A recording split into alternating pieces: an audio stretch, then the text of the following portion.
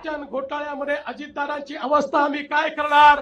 आमचे नाथाभाऊ खडसेंच्या भाषेत सांगायचं झालं तर आमचं सरकार आल्यानंतर अजितदादा चक्की pissing pissing pissing and pissing. यहाँ महाराष्ट्र में इन लोगों ने किस तरह एक आदर्श सोसाइटी बनाने की कोशिश की थी, शहीदों के परिवार को धोखा दिया था।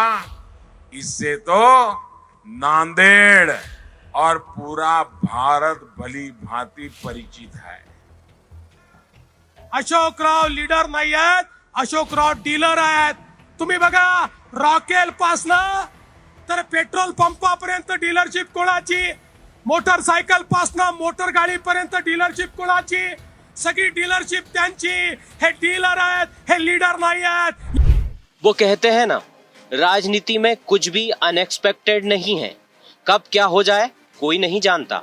कल तक जो नेता आखिरी दम तक साथ निभाने की कस्में खा रहे थे, कंधे से कंधा मिलाकर साथ चलने का वादा कर रहे थे, वो कुछ ही दिन, कुछ ही घंटे नहीं बल्कि कुछ ही पलों में पार्टी छोड़ने का ऐलान कर देते हैं।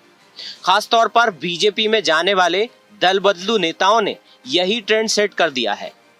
सवाल यह है कि आखिर ऐसे नेताओं की क्या राजनीतिक मजबूरी होती है? क्या कोई राजनीतिक दबाव होता है, या फिर उन्हें जिस पार्टी में वो जाते हैं वहां उन्हें अपना सुनहरा भविष्य दिखाई देता है?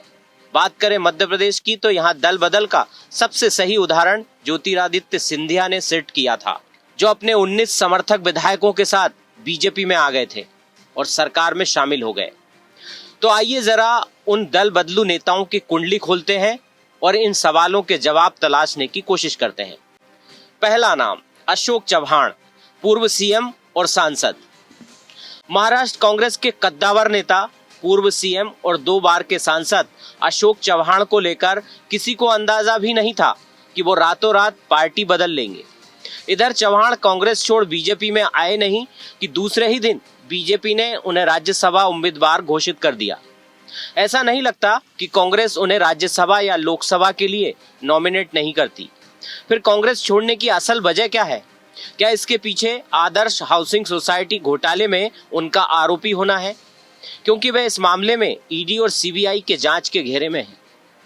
दूसरा नाम अजित पवार, डिप्टी सीएम महाराष्ट्र।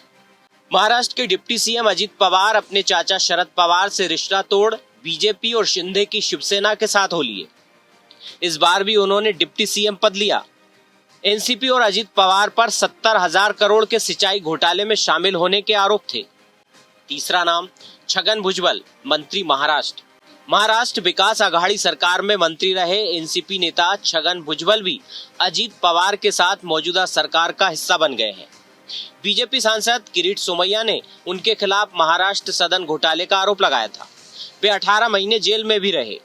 अब भी उनके खिलाफ धोखाधड़ी और डकैती समेत 7 गंभीर मामले दर्ज हैं। चौथा नाम नारायण राणे, केंद्रीय मंत्री। महाराष्ट्र के पूर्व मुख्यमंत्री नारायण राणे कांग्रेस में थे, तब बीजेपी नेता उन्हें राज्य का सबसे भ्रष्ट नेता कहते थे। बीजेपी सांसद किरीट सोमैया ने ईडी को पत्र लिखकर उनकी और उनके परिवार की कंपनियों पर गंभीर आरोप लगाए थे। राणे के खिलाफ ईडी को मनी लॉन्ड्रिंग के सबूत भी मिले थे, लेकिन राणे ने कांग्रेस से इस्तीफा दे दिया और महाराष्ट्र स्वाभिमान पक्ष नाम से एक संगठन बनाया, और जिसका बाद में उन्होंने बीजेपी में विलय कर दिया। पांचवा नाम शुभेंदु अधिकारी, नेता बीजेपी। अभी पश्चिम बंगाल में बीजेपी के सबसे बड़े चेहरे शुभेंदु अधिकारी कभी ममता सरकार में कद्दावर मंत्री हुआ करते थे। इसी दौरान सीबीआई ने शारदा घोटाले में उनसे पूछताछ शुरू की थी।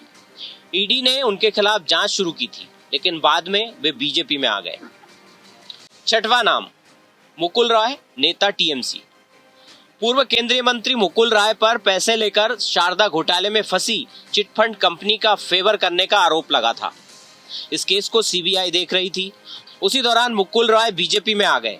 उन्हें पार्टी का राष्ट्रीय उपाध्यक्ष भी बनाया गया। 2019 में मुकुल रॉय ने दावा किया कि सीबीआई ने इस मामले में उन्हें क्लीन चिट दे दी है और गवाह के तौर पर सिर्फ पूछताछ की थी। 2021 में मुकुल रॉय बीजेपी छोड़कर फिर से तृणमूल कांग्रेस में शामिल हो गए। सातवां नाम हार्दिक पटेल। गुजरात में पाटीदार आंदोलन के नेता हार्दिक पटेल पर बीजेपी सरकार के दौरान राजद्रोह समेत 30 केस दर्ज हुए थे। इसी वजह से हार्दिक को तड़ीपार भी रहना पड़ा था। हार्दिक गुजरात चुनाव से पहले कांग्रेस छोड़कर बीजेपी में शामिल हो गए थे। हार्दिक पटेल के अलावा असम के सीएम हिमंत बिस्वा शर्मा, कर्नाटक के पूर्व सीएम बीएस येदियुरप्पा समेत ये प्रमुख ऐसे नेता हैं जिनके बीजेपी में आते ही सारे घपले घोटालों की फाइल अलमारी में बंद हो गई या केस ही बंद हो गए। अब हम आप पर ही छोड़ते हैं कि इस राजनीति के क्या मायने हैं, आप ही निकालें।